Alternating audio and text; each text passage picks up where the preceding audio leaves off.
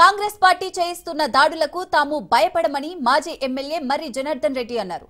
Jubilee Hills bypoll ఎన్నికల్లో ఓడిపోతామనే భయంతో CM Revanth Reddy పాలన పక్కకు వదిలేసి 10 సార్లు రావడం ఇందుకు నిదర్శనమని అన్నారు. తమ ఇల్లు కుకట్పల్లి నియోజకవర్గం అయినా పోలీసులు ఎందుకు రైడ్స్ నిర్వహించారో అర్థం కావట్లేదని తెలిపారు. తమపై అక్రమంగా కేసులు బనాయించి కాంగ్రెస్ పార్టీ నాయకులు మాత్రం నియోజకవర్గంలో యథేచ్ఛగా డబ్బులు పంచుతున్నారని అంటున్న మాజీ ఎమ్మెల్యే మర్రి జనార్దన్ రెడ్డితో మా ప్రతినిధి పవన్ ఫేస్ టు ఫేస్.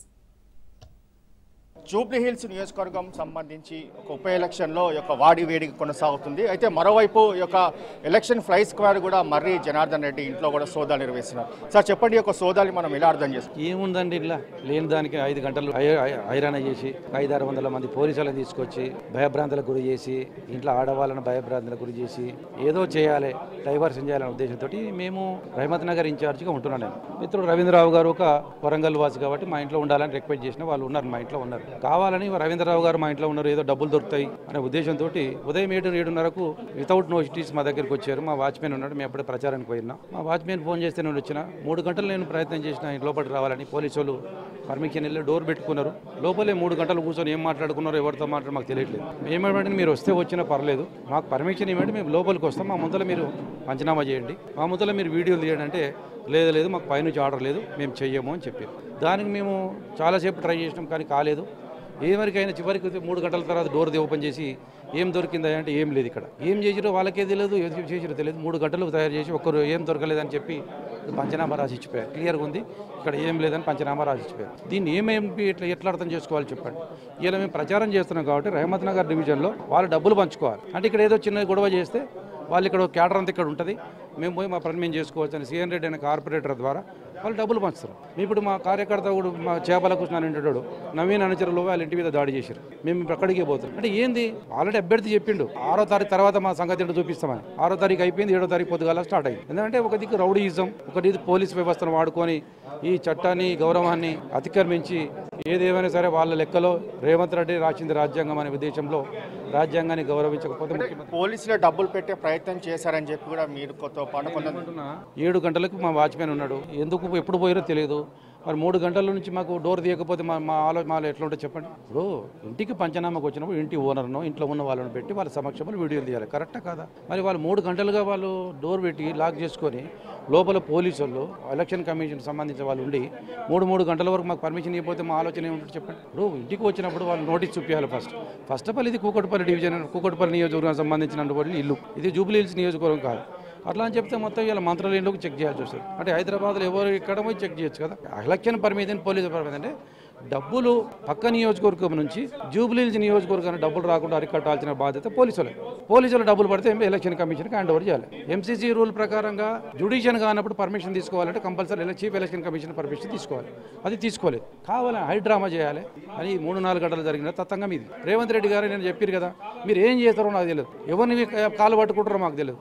ఏం కావాలో పోలీసు యంత్రాంగాన్ని వాడుకోండి, నేను డీజీపీకి చెప్తా, మీరు ఎట్లా కావాలంటే అట్లా వాడుకోండి, డబ్బులు వంచండి, 5,000 వంచండి, 10,000 వంచండి. నాకు జూబ్లీ జైలుకి వెళ్ళి నువ్వు 5,000 కాదు కదా, 10,000 కాదు కదా, ₹1,00,000 ఓటుకి ఇచ్చినా ఇక్కడ కాంగ్రెస్ పార్టీ గెలిచే పరిస్థితి లేదు. అంటే కాంగ్రెస్ పార్టీ ఓటమి భయంతోనే ఇట్లా బీఆర్ఎస్ సంబంధించిన లీడర్ల ఇళ్లలో సోదాలు నిర్వహిస్తున్నారు. కానీ డబ్బులు దొరకకుండా కావాలని భయభ్రాంతులకు గురి చేసే విధంగా పార్టీ శ్రేణులు కావచ్చు, పార్టీకి సంబంధించిన కార్యకర్తలను ఉద్దేశం ఇదే అంటారా మీరు? 100% దాంట్లో డౌట్ ఉంది. వాళ్ళ అభ్యర్థి చెప్తున్నాడు కదా 6వ తారీఖు తర్వాత ఒక్కడు బీఆర్ఎస్ ఓడి ఇక్కడ కొరితే బతకని అని చెప్తున్నాడు. మరి దాని అర్థం ఏంటి? ఇది ప్రజాస్వామ్యం, ఎక్కడైనా ఎవరి పార్టీకి వాళ్ళు ప్రచారం చేసుకోవచ్చు.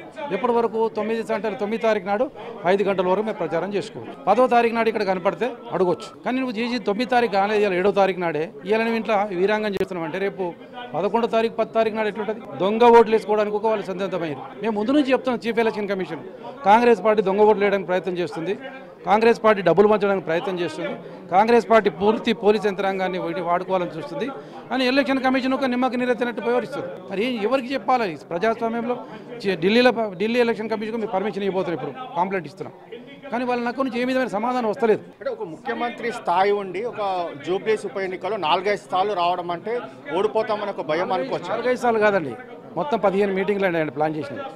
సీఎం రావడం 4-5 సార్లు. నేను దేశ చరిత్రలో నేను రాజకీయాలు చూడబట్టి 35 ఏళ్ళు అవుతున్నా. నేను చాలామంది ముఖ్యమంత్రి బై ఎలక్షన్ వచ్చినాయి. ఏ ముఖ్యమంత్రి అయినా ఒక్కసారి వదలేసి ముఖ్యమంత్రి పోడు బై ఎలక్షన్కి. యాక్చువల్గా ముఖ్యమంత్రి ప్రచారానికి పోడు. మరి ఈ ముఖ్యమంత్రి ఏందో 15 సార్లు పోయింది ఇప్పటికి. గల్లీకి బస్తీకి ఎన్ని బస్తీలు ఉంటే బస్తీలో పెడుతున్నాడు, గల్లీలో పెడుతున్నాడు మీటింగ్. మళ్ళీ మంత్రులు అయితే 50 ఓట్లకు 100 ఓట్లకు ఒక మంత్రి ఇన్ఛార్జ్. సరే ఓకే చేసుకొని మాకే ఇబ్బంది లేదు. కానీ ఇలా చేయడం అనేది అరాచకం చేయడం అనేది తప్పు. వాళ్ళ విఘ్నతకు వదిలేస్తున్నాం. ఎన్నైనా చేసుకోవచ్చు వాళ్ళు, మేము వద్దంటలేము. కానీ ఒక ముఖ్యమంత్రి ఇన్నిసార్లు మీటింగ్ అంటే భయం స్టార్ట్ అయింది కాబట్టి భయాందోళన చేస్తున్నటువంటి కార్యక్రమం ఇదని నేను చెప్తున్నాను. అంటే మంత్రుల ప్రచారంలో కూడా బీఆర్ఎస్కి ఓటేస్తామని చెప్పి కూడా చాలా స్పష్టంగా చెప్పినట్లుగా మనకు వార్తలు వస్తున్నాయి. దానికి సంబంధించి అక్కడే వాళ్ళకి డౌట్ వచ్చింది, అక్కడే భయం స్టార్ట్ అయింది. వాళ్ళు పోయి అడిగితే ఓటు అడిగితే ఎందుకు వేయాలి, ఓటు ఏమి ఇచ్చినామని ఏ ముఖం పెట్టుకొని వచ్చినా మా ఇంటికి అని అడుగుతున్నారు కదా. చాలా మంది నేను ముందు నుంచి చెప్తున్నా, కాంగ్రెస్ క్యాడర్ ఎవరు ఇంటింటికి పోయి ప్రచారం చేసిన దాఖలాలు లేవు. ఈ రోజే దిగినరు. గత 30 రోజులుగా కాంగ్రెస్ పార్టీకి ఇంటిని ప్రచారం చేసిన దాఖలాలు లేవు. ఇయ్యాల దిగిరు, డబ్బులు పట్టుకొని దిగిరు. డబ్బులు ఇచ్చి ఓటుకు వచ్చి కొండుకోవాలి. ఎందుకంటే మేము వాళ్ళు చేసిన 24 నెలలు చేసింది ఏం లేదు కదా. ఏముంది దానికి డబ్బులు ఇచ్చి ఓటు వేయించుకోవాలి. ప్రజలంతా పిచ్చోళ్ళు కారు కదా. సంక్షేమ పథకాలని తాము ఎజెండాగా తీసుకెళ్తున్నారు. దాన్ని ఏమంటారు? ఎక్కడ సంక్షేమ పథకాలండి? ఎక్కడ ఇస్తున్నాడు సంక్షేమ పథకాలు? ఒక్కటే ఇచ్చిండు, ఫ్రీ బస్ తప్ప. నీవు ఇచ్చిన సంక్షేమ పథకాలు నువ్వు నా ఎంపటి రండి ఇంటికి పోదా. రహమత్ నగర్ ఈరోజు ప్రచారం ఒక్క ఇంటికి పోదాం, నాకు సంక్షేమ పథకం 2500 వచ్చిందంటే నేను మేమే ఓటు అడగం. మేమే చెప్తాం కాంగ్రెస్ పార్టీకి ఓటేయమని. ఒక ఇంటికి పోదాం ముసలమని 4000 పింఛన్ వచ్చిందంటే మేమే చెప్తాం కాంగ్రెస్ పార్టీకి ఓటేయమని. మరి ఒక్క ఇంటికి పోదాం పండి, మీరు సెలెక్షన్ చేసుకోండి.